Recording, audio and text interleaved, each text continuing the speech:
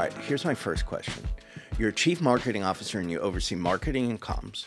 You oversee a two-sided marketplace, but your career, which we're going to get into in a little bit, but your career includes a lot of time on the agency side. Yes. And I'm wondering, having worked with so many clients, having seen so many different enterprises, right?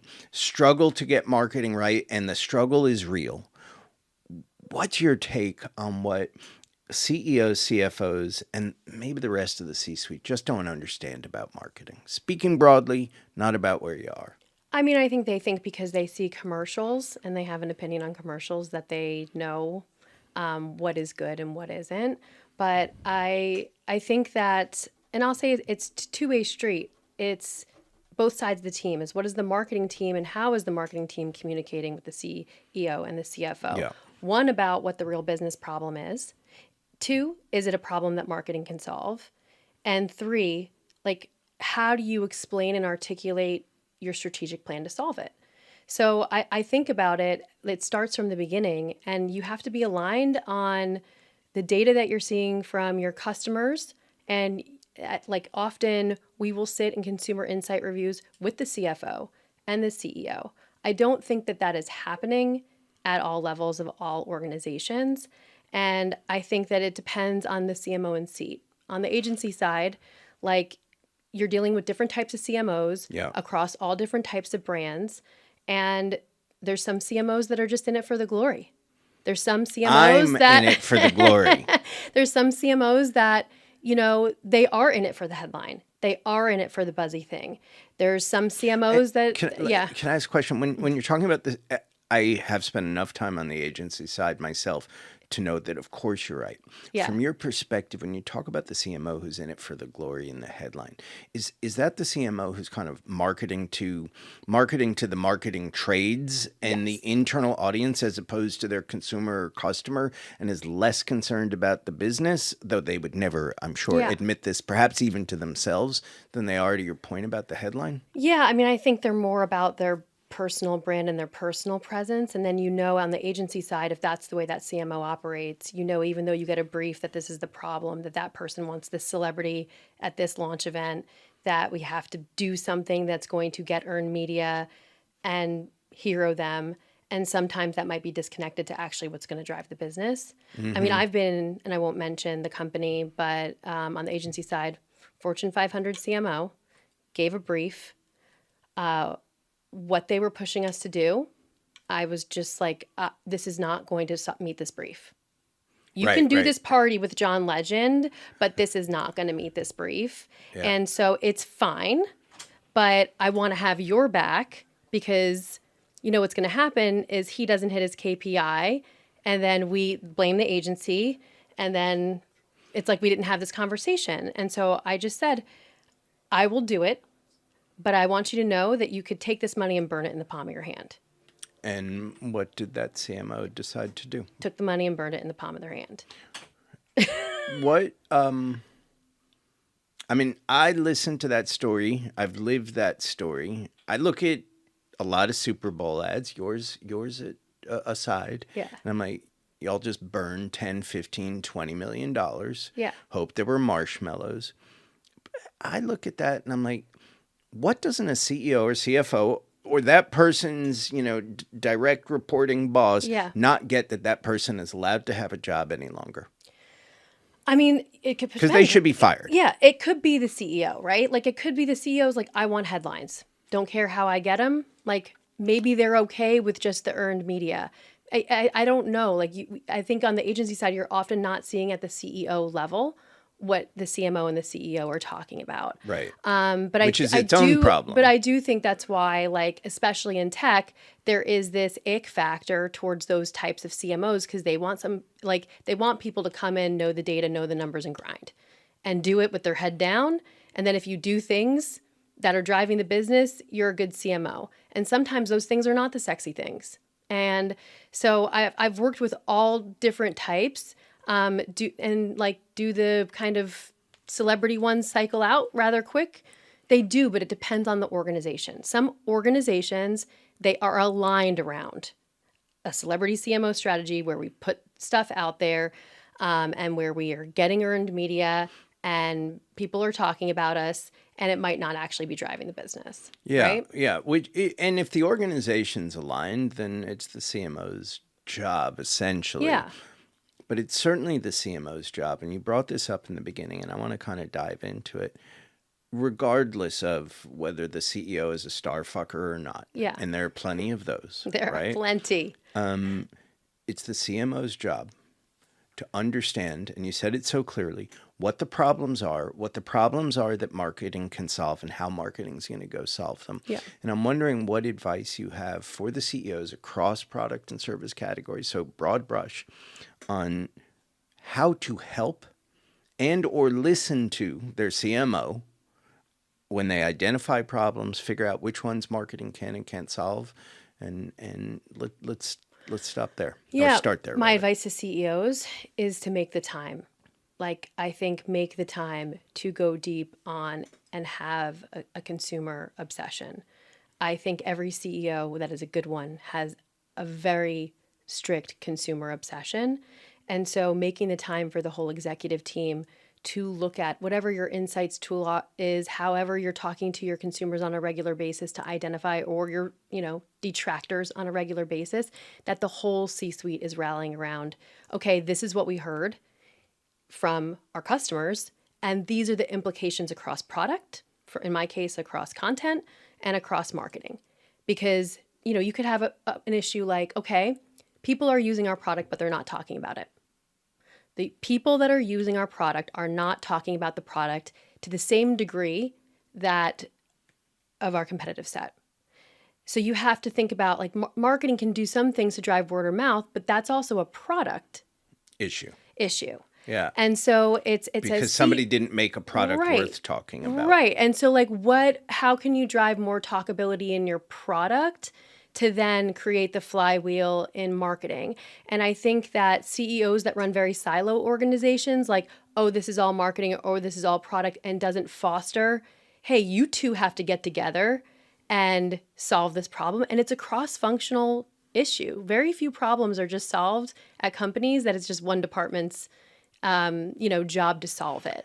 I have been giving this a tremendous amount of thought as we head into the CMO Summit in Aspen in a few weeks, and I'm really glad you're going to be there.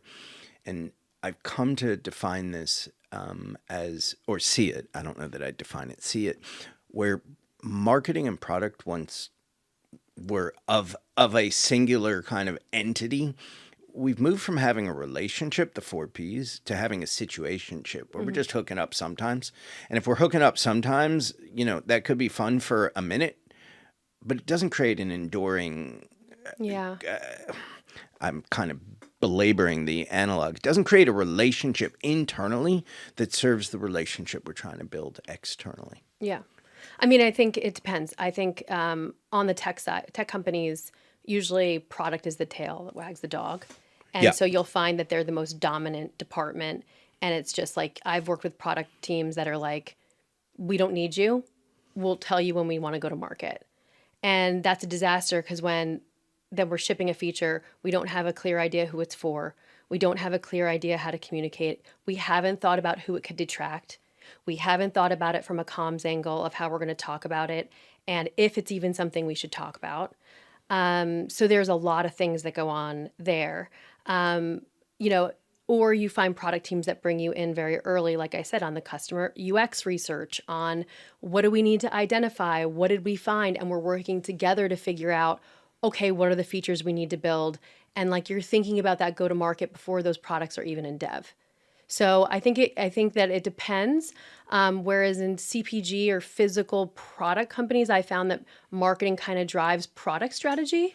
Certainly CPG, it seems like more geared to that. Like, marketing can, have more of a stake in actually what products will be launched. And, sometimes there's things that come from marketing and it's like, hey guys, we need this built. Like, this will be fun, but you have to just really be mindful of, not putting a tax burden on the product team. Tech roadmaps are very tight. And sometimes if you just want to do something that's just in a moment, that's dev time that you're spending for like one isolated moment. And you really are I try to gear myself more around the things that can be lasting so that we're not wasting anyone's time. But I think that like it really depends on what kind of organization you're in and how a CEO sets the tone for who is responsible for driving the business. And in the C-suite, we're all responsible. And we work on specific missions together, but we own those OKRs together. There is no finger pointing, and I think we have a really good muscle around that at my current company, but I've been places where it's been super contentious and hard. Yeah, I've been. Have you seen or heard Brian Chesky talk about founders mode? Yes. Right, which really kind of changed my perspective on a few things. When I heard that he and Jensen Wang similarly have something like 60, 65 direct reports, my first thought was, how in the world does that make any fucking sense? Like, how do you manage through that? But when I heard Brian actually talk about the why, which he says it avoids a game of telephone. Yeah. He reorganized the business. I think I'm getting this right, and I'm certain I'll hear from somebody at Airbnb if I'm getting it wrong, that he reorganized the business so that there's less emphasis on function and more emphasis and focus on the business. Yeah. Right? Because if every function is so vertical that they're thinking about functional OKR and not organizational OKR, well, then that's the absence of the integration that's essential for promoting and facilitating growth. Well, it's just you're not amplifying your impact. You're just spiraling. Like, I mean, that's it's even on marketing teams, right? How many marketing teams have their own function, has their own KPI, and they're not co-owning everyone's role in how we drive a business objective. So like, I think it starts at the top, but even within our own marketing teams, you have certain teams just doing their thing, jamming away on their goals without any like care in the world about what's going on the other side about of the whether business. It's moving the business forward. Yeah. And thinking about, you have to kind of train your teams to care about every part of the business. Meaning, like, we're a marketplace business, but my whole team cares about the demand side of the business, which is our advertiser revenue, and the viewer side of the business. And we're trying to balance that at all times. So every marketer, every month, we go through, how is that marketplace healthy? And, whether you're on, the social or the growth marketing team, if, viewership is very healthy, but we are in a revenue situation, then we all have to kind of rally around how we figure out the revenue problem, because it's holistic, right? Do you think that language like a growth marketing team actually works against what we've just been talking about, which is to say, isn't everybody on the growth marketing team? Yeah, everybody is. Yeah. Everybody is. So let me take the same conversation. Sorry. For those from an audio perspective, I just kicked Nicole by mistake. That was what I was apologizing for. And kind of ask the same question about creativity, right? Because you're a wildly creative marketer. You've had wild creative success, and I want to talk a little bit about some of the problem identification for which creativity has been part of the solution. But I also think that creativity is often seen as, and siloed within marketing, as seen to be an organizational imperative. Now, you're in Hollywood, you sell a creative product day in and day out, or you sell an audience that is drawn to a creative product day in and day out. What's your perspective on why, and maybe you disagree with me, but why creativity has been siloed? Within organizations? Yeah. That's a good one. I think people don't believe that they're creative. And I think there's creativity in everyone. Yeah. And I think we don't foster it enough. And I think maybe it's marketing's fault, because you're like, this is the brand team and they're the only people that can come up with any ideas. When that is self-defeating. Yeah, it's self-defeating. When actually a lot of people can have ideas, good and bad. And most ideas are in fact bad. They are bad, right? That's just the law of but averages. It's people exercising that muscle. And sometimes I think some CMOs would be upset that everyone's hitting you up with their next new idea that isn't on the marketing team, or I saw this, we should do it that way, or we should do this in social. And I always try to create space for it and listen and take it in, because I love that they think that way. I love that they're thinking about the business. I want to invite the dialogue. I might not implement any of it, but I think it's healthy for everyone at the company to put on their creative hats and kind of think bigger, because I think creativity ultimately solves communication problems, creativity solves business problems, creativity solves the problems that we all just get bogged down sometimes in the day to day. Our brains need it, and even engineers need it.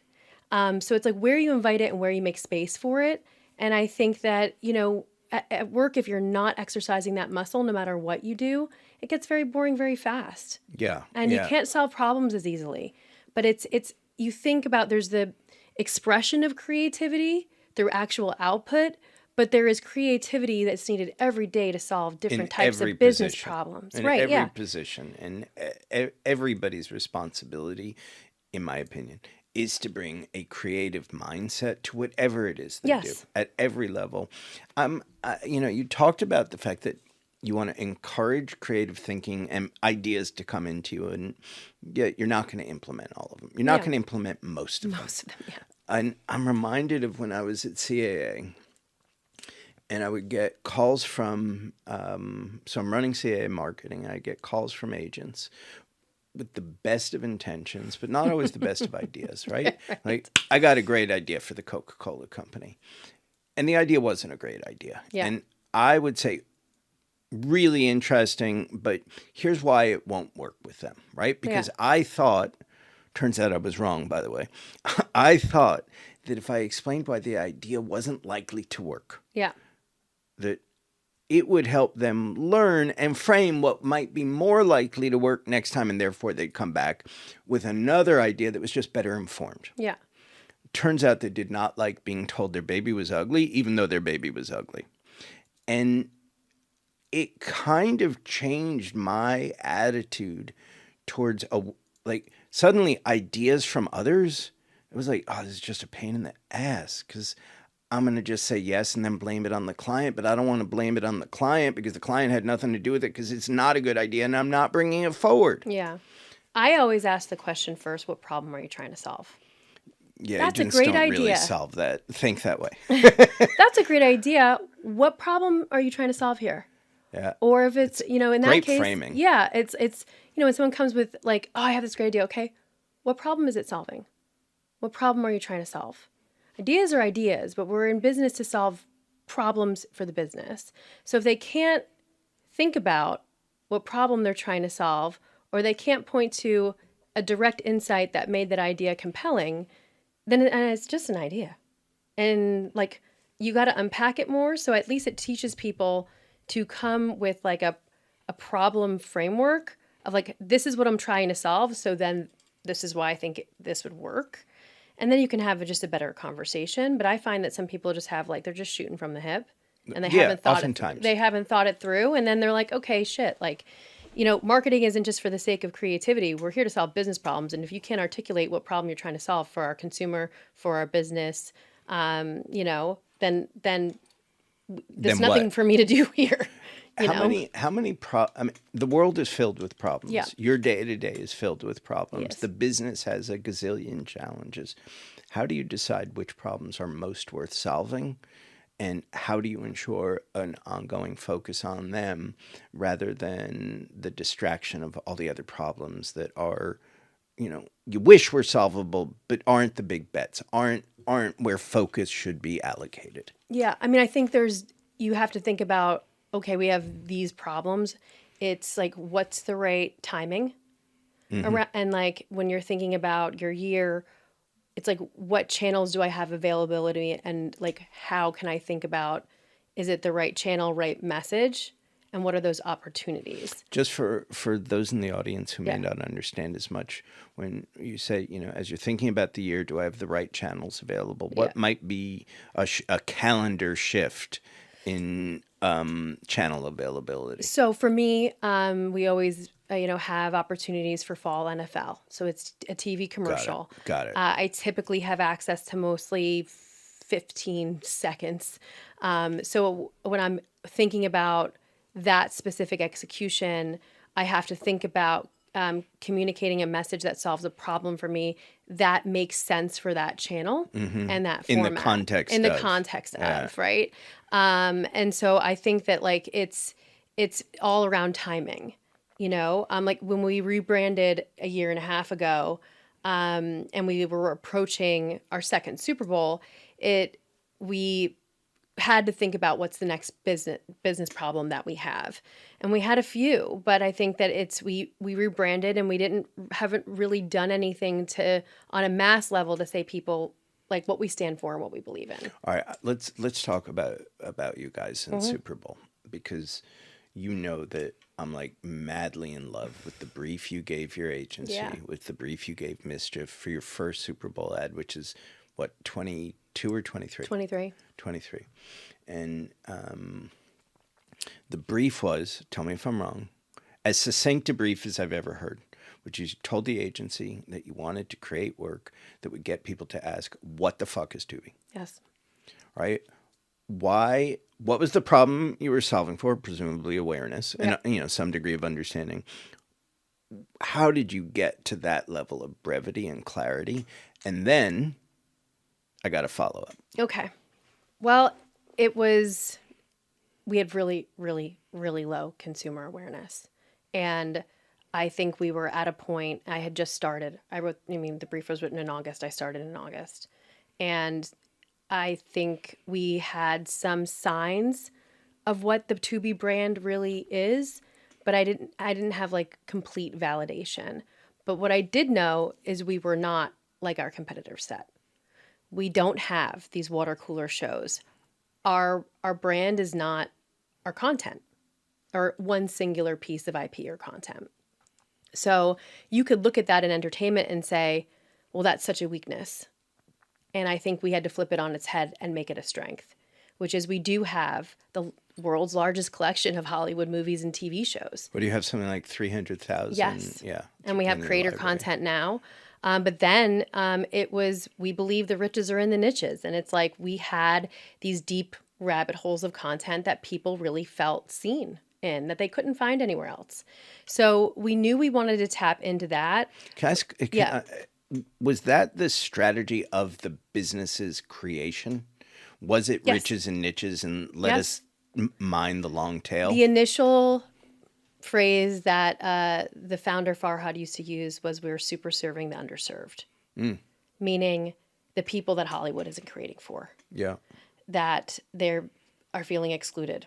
And so making sure that there was a breadth and depth of content on the platform that was reaching audiences that at that point were not in the market for paid streaming.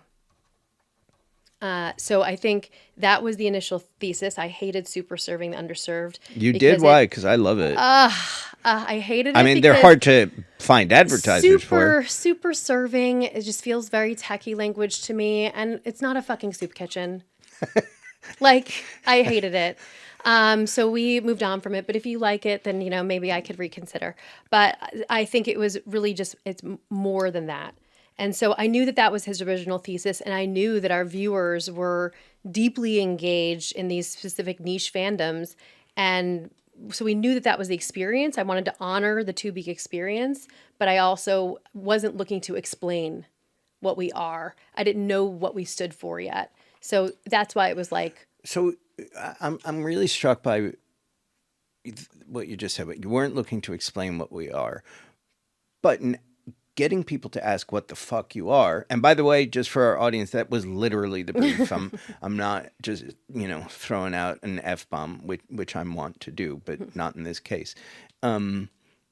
You're asking them to do the work of answering that question, right? You were asking them to ask the question and then go do their work to find the answer, which strikes me as pretty brave, right? Because... I mean, to paraphrase the old quote about never underestimating, nobody ever got broke underestimating the intelligence of the American consumer. Nobody ever got broke by asking the American consumer to do less, right? And you were asking them to do more. Why? What conversations did you have about maybe the risk of that? Like maybe they'd ask the question, what the fuck is Tubi? And say, I don't know, and just move on. Well, I think it's in the creative execution to shock, surprise, and delight so much that they do want to know, to intrigue.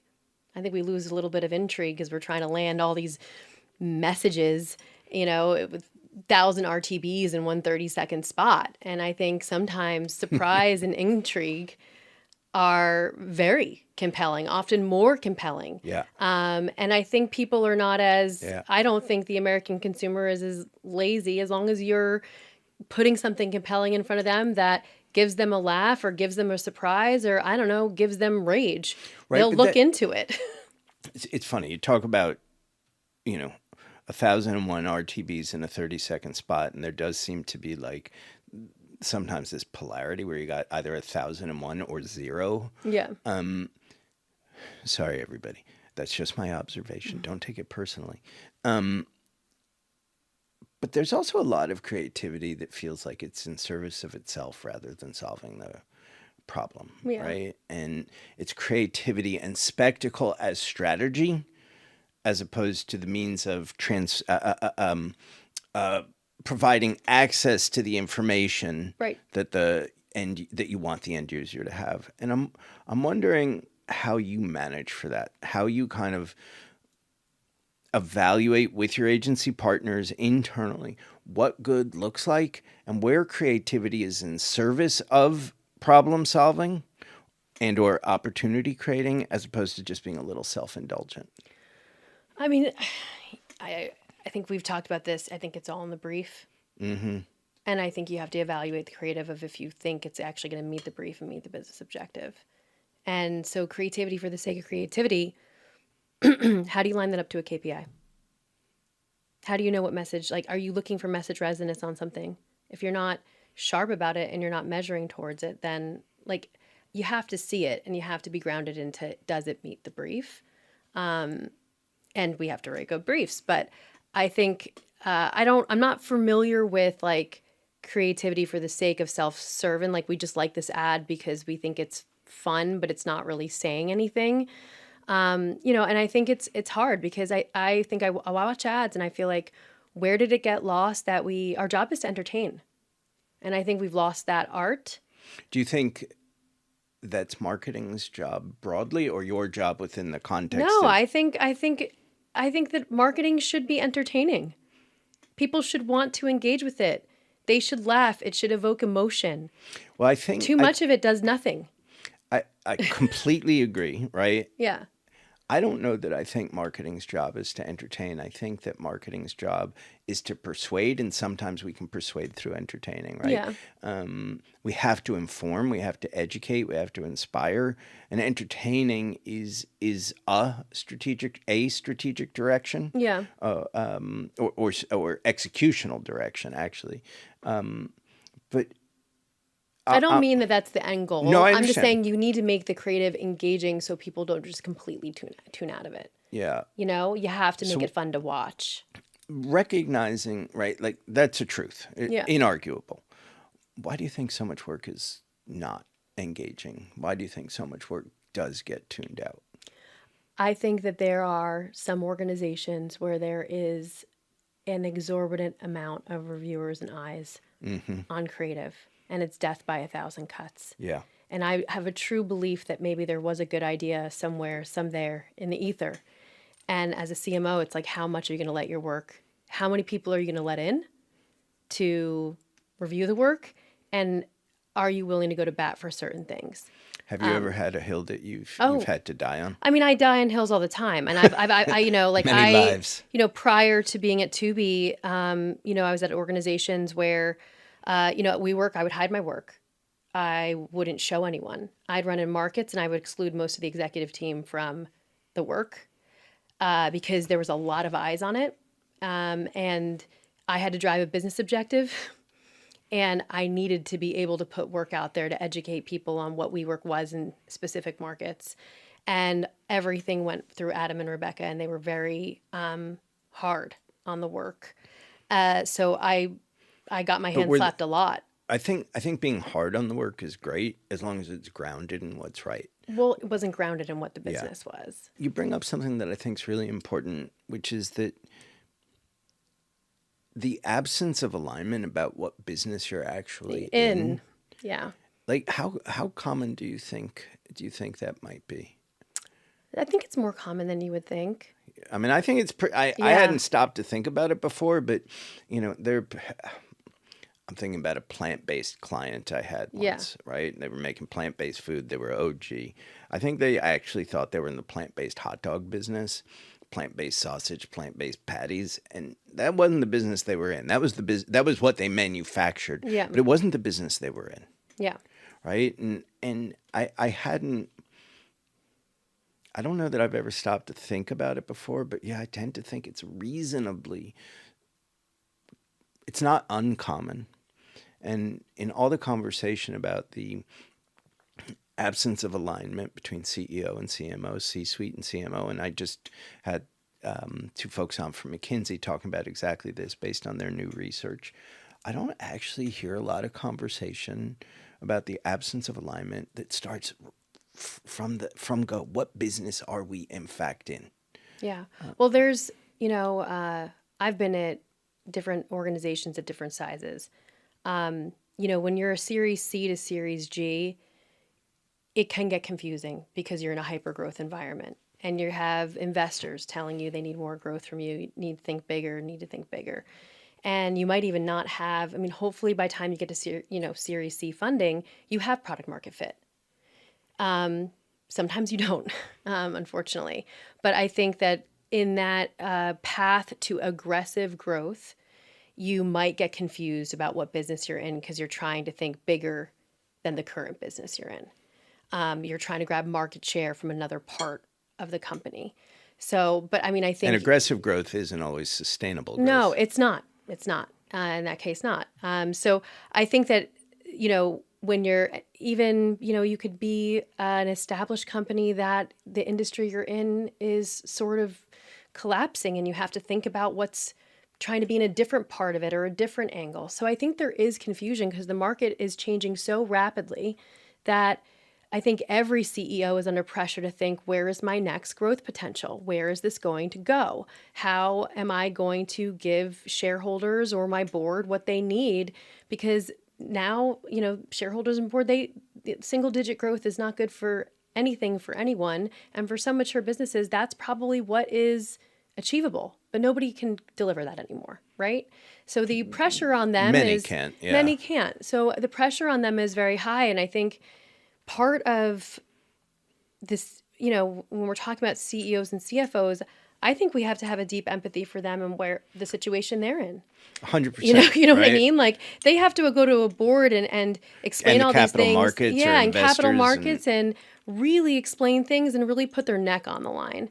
And I think that's why, I think the conversations and you have to be operating from the same data set and the same understanding of the business. Because if you are, then the things that marketing is doing make sense and we know how to measure them. And there's always going to be things of like, I think I talk to a lot of senior level marketers and the first conversation they have with me is like, how do I get my CEO to invest in brand? And I'm like, why are you even talking about the B word? Do you know who your brand is? Have you guys gone through a strategic exercise as an executive leadership team on what this brand is? What does it mean? Who is it for? What makes you unique? Therefore, then, what do you think you should be saying in the marketplace? That work has to be done before you can go and unlock a brand budget. Because if they're brought along the way and they're feeling good and they're feeling that strategic thread and they know the direction we're going is right for the business, right for the customer, and will unlock growth and is highly different than the competitive set because they are very competitor-led when they think. And you really have drilled down on your point of difference, then you can unlock the budget. And we can talk about measurement and that. But I think you're going to them saying, we need to invest in brand, and you haven't done the job of understanding it and brought them with you in the journey. Well, and I would build on that and say you haven't told them why. Right. Yeah. And then the other thing is when you talk about when a CMO talks about investing or anyone talks about investing in brand, that is a brand conversation, not a commercial conversation. Yeah. Right. It's like, how do I get them to invest more in brand? It divorces brand from growth when brand is the greatest engine Engine of of growth. growth, of course. What's your definition of what a brand is? It's a set of beliefs, behaviors, and a point of difference in the market. That's how I look at it. And it should touch everything, whether it's internal, your product. It's kind of the North Star and the anchor for the entire business of why do you exist? What is your reason for existing? What do you do for people? Why are you different than your competitive set? And like in what personality and in what vein are you going to communicate that? So it's kind of just this living, breathing It's the organism. Codification of Yes. those things. Yes. Do you think that inside, from the breadth of your experience, that there is a explicit codification of how value will be created in most enterprises? Specific codification. So Which is to say, we Acme Widget Company Yeah.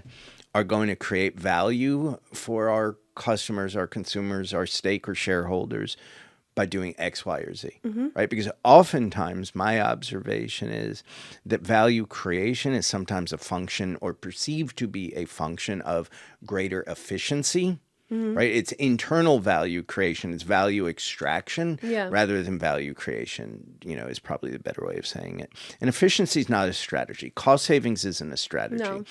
And I'm wondering if you think that kind of back to the question about alignment and the question our conversation about whether there's agreement and mutual understanding of what business the company is actually in, what problems it's actually solving.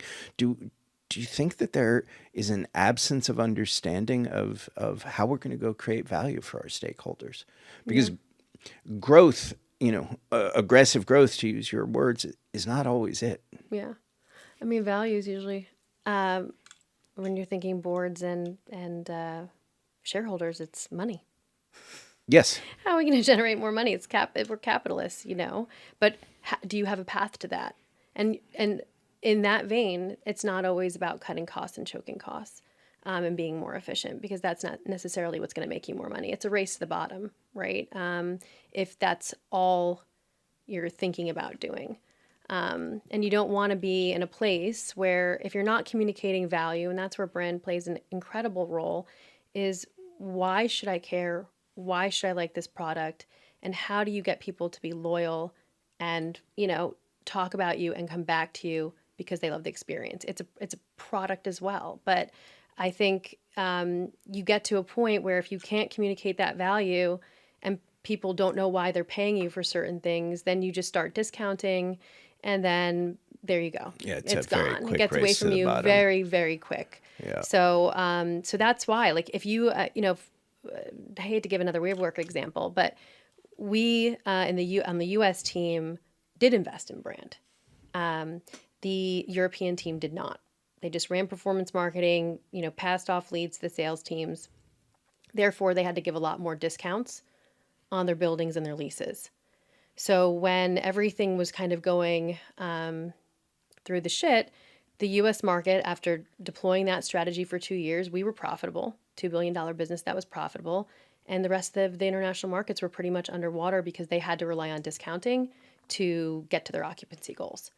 And so that is just one company where we were given the right to, deploy our own strategies, and the markets showed up remarkably different on the P&L because of the decisions we made. Yeah, it's really hard to extract value when you haven't created it. And when you just play at the bottom of the funnel, you're not creating it. You're subsidizing it, actually. Yeah, and you're attracting the type of customers that typically churn. When somebody comes in with the next cheapest thing, they're gone to the next cheapest thing, right? Yeah. So and we're teaching people to buy price rather than what's that old expression? Pity the I'm making some of this up, but pity the fool who knows the price of everything and the value of nothing. Yeah, and my brain is so oddly wired that if things are too cheap, I'm like, it must not be good. Oh my God. Yeah, like something is wrong with me. Sometimes like, why can't I buy the cheaper option? Because I'm like, whether it's wine or whether it's, sunglasses, I'm like, something about me, like the price is communicating a higher value. Well, it does. I immediately think of when my ex-wife and I started the process of going through the adoption process. We have two kids who were adopted. We met with this brilliant, well-regarded, fantastic adoption attorney. We meet with him, and he's wearing kind of schmutzy khakis, and I don't know, he was $500 an hour or something. And by the way, we worked with him. He was a legend. Owe him so much, so much gratitude for him. And I said to my wife at the time, I was like, I don't know, like he could have cleaned his pants and I'd have been happier if he charged us $1,000 an hour, right? Because there's something, price conveys something, as we all know. Yeah. And what's interesting is where we'll choose to spend incrementally because we see value in that and where we won't. Like batteries, yeah, I'm pretty good with Amazon Basics. Luggage, like, I don't know, Ramoa's not doing any better job at carrying my clothes from point A to point B, but I'm spending extra on the luggage. Well, maybe the wheels, It is good wheels. You need the wheels are like my biggest thing. I do. It is good wheels, and I like the handle. It's got some product differences. Yeah. So, there's all those things we have. Sometimes I'm just like, how price communicates value is very interesting. Because sometimes it can do the opposite thing. And I think marketing, going back to what we were talking about earlier, marketing's been divorced oftentimes from that conversation too. From pricing. Yeah. Right. And look, as we get towards time, I'm wondering if, and I've been asking this question a bit on the show lately. I'm wondering if, you're at Erewhon and you bump in, I don't know why I chose that, maybe because of I love price. it. We're in LA and price. You're thinking bougie. Yeah, it's very, very bougie. By the way, I don't think I've ever been inside one. What? Yeah, I don't think I have. But meanwhile, should we go right after this? There's one in Venice. Kids have a whole lot of Erewhon cups from whatever smoothie they got. Yeah. I'm like, you know what that's costing us? But I digress. Regardless of place, a huge company CEO says to you, "I don't know a lot about marketing, but I'd like to." What are the first couple of things you want to teach her? I don't know. It's like, where do you start? Marketing's job ultimately is to create demand for your products and services. Full stop. If it's not doing that, it doesn't have a purpose. It has to create demand for a product or a service. All right. So then I guess the How? requisite follow-up is, how do you create demand? And while the answer to that is who the fuck knows, and it depends. Yeah. Like, what do you teach them about how to think about demand creation? I think you can test your way into anything, but how to think about it is, if people don't know who you are and they don't know why they should buy you, then they're not going to buy you. Like, full stop. Like, there's very few situations that if you build it, they will come. Very few. And I think because some of them are so prominent, especially with, the past 25 years in tech where products were built and there was no marketing and the product was just so remarkably different that it attracted people.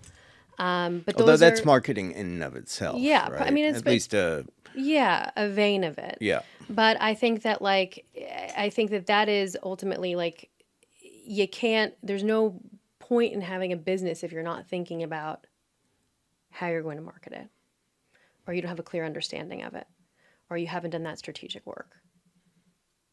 I just don't think it's worth an investment if you're not thinking at least about it in some framework. Otherwise, you just have a business that's a business and it might chug along and, but how are you going to get customers? How are you going to make money? Marketing makes money. Marketing makes money. Supposed to. Yeah. That's what it does. And I'm oftentimes struck. And I always tell people, if you don't want to do it, fuck around and find out. Exactly. I'm a FAFO marketer. Everyone's had situations in their career where you don't think it's working. What if we stop? We'll just stop. Yeah. We'll just do own channels for a whole month. We'll do that. That's what you want to do. And then they're the ones coming to you. Okay. Here. I was talking to a CMO the week before last, it was our first conversation. Really liked her. She's super smart. I'm gonna keep it anonymous. She has decided that they will do nothing on their own channels, right? That they do not want. I suppose they don't want to use their own channels. Okay. And I was like, I can't imagine a scenario where I think that could make any sense at all. Is there? And I know, Oh yeah, like, there's situations all where right, that tell can me, make tell sense. me. So there's some, I would say, like the time that I walked into Tinder, it's like our own channels had sort of been ignored, and we didn't have a relationship with the people that had been using Tinder. And we really, the growth was not going to happen from our own channels. It had to happen by partnering with people outside of the channels, because people needed to regain, Tinder needed to regain its credibility. And it's not going to do that by Tinder talking about Tinder, right? Sometimes that has to happen on outside channels with external validation and external trust, or it's not going to happen. And that was that at that moment in time. But you can think of some businesses like, I'm a big fan of Zins, and they can't market anywhere at all, ever. Little bit at the retail location, but they have to think about marketing through other people's channels because they can't even be on any of the digital channels that most people would have. So I think there is situations where your own channels are not the play, or where But while they may not be the play, like to use them not at all seems to me to be a waste of. building up equity. Yeah. Yeah. I mean, I don't know if you can sustain doing that long term, and I don't know what kind of product it is, because own channels can be defined many different Right. ways. We all have a different set of Right. tools for that. But I think there are situations where your own channels aren't necessarily helpful. Yeah. Or you could be, By the way, you said what she said. yeah. So, point for both of you. All right, you bring up something that I think is important. We'll make it the last question, which is, a huge part of your job is resource allocation. Yeah. I mean, everything. Yeah. Right, is about resource allocation and where you're allocating people, time, and money. How often do you? What's the question I really want to ask here? How often are you kind of measuring for the impacts of those resource allocations for real incrementality? And how often are you looking at, making meaningful adjustments as opposed to the micro adjustments that happen day in and day out? I mean, I think we definitely look at it on a quarterly basis. But I think you need to give, marketing is a long-term, long play game. You can't make, you want to iterate. Well, it's supposed to be, but it doesn't oftentimes have that luxury, right? Right, but you have to kind of just find the balance if you can. You don't want to defund something immediately if it hasn't been given enough time to prune out. But you also do want to be able to be nimble and shift money when you need to. So I think quarterly we kind of look at, we set our goals by halves. We have a 3-year long range plan and then annual plans, but the meat of the plan is done by halves because so much can change. So much can change in just the calendar of the year. So much can change in culture, and so much can slip and slide around, whether it's product features or content features or content releases. So we look at it and we just say, like, on a quarterly basis, did the things we were actually going to do happen? And are we measuring towards those OKRs? Or do we need to shift things around? We could be over-delivering on something and under-delivering on something else, and that means that other thing needs more attention and funding.